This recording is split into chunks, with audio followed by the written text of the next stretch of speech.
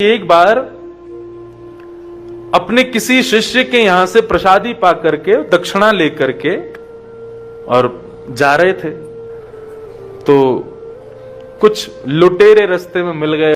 जयदेव महाप्रभु समझ गए, बोले कि गड़बड़ है। उन्होंने कहा ये मुझे छोड़ दें, उससे बढ़िया ये कि दक्षिणा जो मेरे पास है इन्हीं को दे देता हूं। बोले देखो आप लोग अपनी व्यवस्था कर लेना, ये लोग कुछ धन दे देता हूं, रख लो।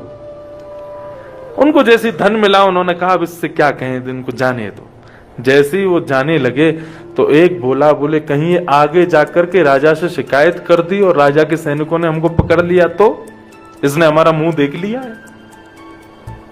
बोले क्या करें? बोले बगल में ही कुआं है, इस व्यक्ति को हाथ पैर काट के इसको कुएं में डाल देते हैं, ये बता ही नहीं पाएगा राजा को।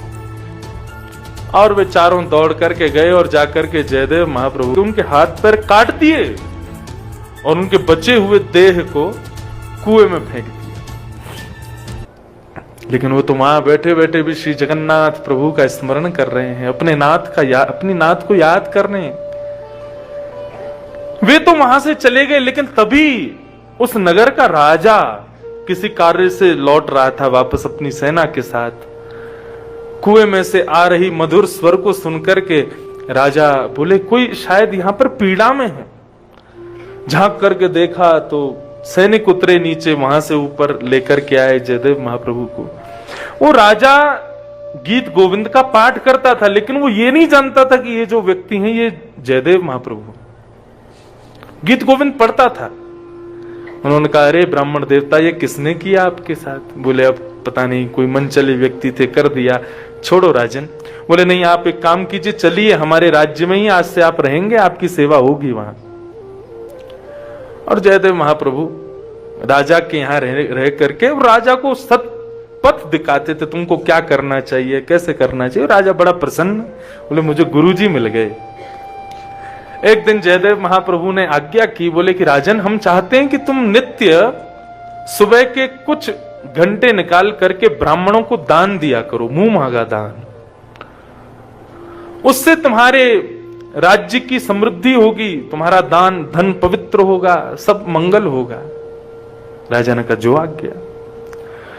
नित्य ब्राह्मणों को अपने राज्य में बुलाते और जो ब्राह्मण बोलते राजा वो देता। एक दिन उन चार डाकुओं को पता चला कि राजा के यहां पर मुंह मांगे वस्तु मिलती है। करना केवल इतना है, चोटी रखनी है, तिलक लगाना है, धोती पहननी है और चल देंगे ब्राह्मण बन के, मांग लेंगे राजा से कम एक आध साल चोरी से बच जाएंगे, इतना मांग के आएंगे। अब वो चारों जैसे ही राजा के भवन में प्रवेश करते हैं तो सामने सिंहासन पर राजा और बगल के सिंहासन पर जयदेव महाप्रभु। महाप्रभु के हाथ पैर थे नहीं, ऐसे ही बैठे थे। जैसे ही उन चारों ने जयदेव महाप्रभु को देखा, बोले ये तो वही है जिसके हाथ पैर काट दिए थे हमने। बोले हाँ है तो वही। बोले तुरंत भगलो यहां से। वो चारों जैसे ही मुड़ करके जाने लगे तो जयदेव महाप्रभु ने उनको देख लिया। बोले अरे रुको रुको रुको, अरे राजन देखो आज तो तुम्हारे दरबार में हमारे गुरु भाई आए हैं, अरे लाओ भाई इनका स्वागत करो, प्रेम से लेकर के आओ। अब तो सैनिक गए, उनका स्वागत करें। बोले चलिए चलिए महाराज गुरुजी बुला रहे हैं। अब तो वो घबरा में बोले कि ये आज हमको सूली पे चढ़वा देगा, ये सब बता देगा राजा को कि हाथ पर हमने काटे। राजा को आज्ञा की, बोले चरण धो, प्रणाम करो, ये मेरे गुरु भाई है, निर्वैरम गुरु भाई है, इनको प्रणाम करो, इनको भोजन कराओ, सब कुछ बढ़िया सब कुछ करा करके। बोले राजन इनको इतना धन देना कि जीवन में कभी कहीं कुछ मांगने ना जाए। राजा ने कहा गुरुजी आपने पहली बार ऐसी आज्ञा की है, आप जितना कहोगे मैं दुगना करके दूंगा।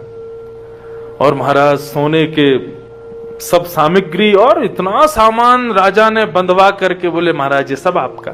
सैनिकों से कहा पूरा सामान उठा करके ले जाओ, जहां से भी ये लोग आए हैं इनको दे करके आओ।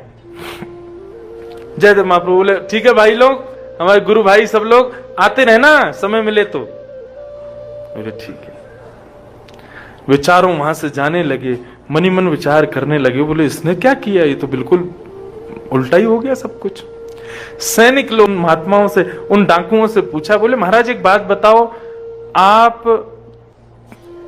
हमारे गुरुजी के क्या लगते हो, और हम जानना चाहते हैं हमारे गुरुजी के हाथ पैर कैसे कट गए। तो उन डाकुओं ने झूठ बोला, बोले अब हम तुम्हें क्या बताएं, तुम्हारे पूजनीय हैं वो, इसलिए हम कुछ कह नहीं रहे, लेकिन ये जब गुरुकुल में पढ़ते थे तो इन्होंने हमारे गुरुजी के यहां चोरी करी थी और ये पकड़े गए। तब गुरुजी ने हमको आज्ञा की कि भाई इसको जान से मार दो, मैं इसको जीवित नहीं देखना चाहता, इसने गुरुद्रोह किया है। तब हम लोग उसको लेकर के वन में आए, हमको बड़ी दया आ गई, भाई इसको जान से नहीं मारना चाहिए, तो फिर हम लोगों ने जान से ना मार के उसके हाथ पैर काट दी। ऐसा हुआ। जैसे ही ये बात उन चारों डाकुओं ने कही, पृथ्वी डामाडोल होने लगी, पृथ्वी में प्रलय जैसा आने लगा, भूकंप, और जहां वो चारों खड़े थे वहीं से धरती फट गई और चारों धरती में समा गए। उन सैनिकों ने जाकर के ये बात पूरी राजा को बताई। राजा ने जब ये बात सुनी तो उन्होंने जाकर के गुरुदेव को प्रणाम किया, बोले गुरुजी मैं सत्य जानना चाहता हूं क्या है। बोले राजन, तुम जिस नित्य गीत गोविंद का पाठ करते हो उसकी रचना मैंने की है, मैं जयदेव। राजा के नेत्र सजल हो गए, भगवान आप मेरे गुरु हैं, समय से मैं बचपन से आपको पढ़ रहा हूं, आपने कभी बताया नहीं कि आप जयदेव हो, और आपने जो ये किया उन लोगों को, डाकुओं को ब्राह्मण बता करके उनको इतना धन दिलवाया, ये क्यों? बोले मैं तो चाह रहा था कि उनकी बुद्धि सुधर जाए, वैसा ना करें। लेकिन राजन सदैव याद रखना, जब तुम्हारे साथ किए हुए किसी व्यक्ति को तुम क्षमा कर देते हो ना, और तब भी वो व्यक्ति नहीं सुधरता, तो प्रकृति तुम्हारा बदला लेती है।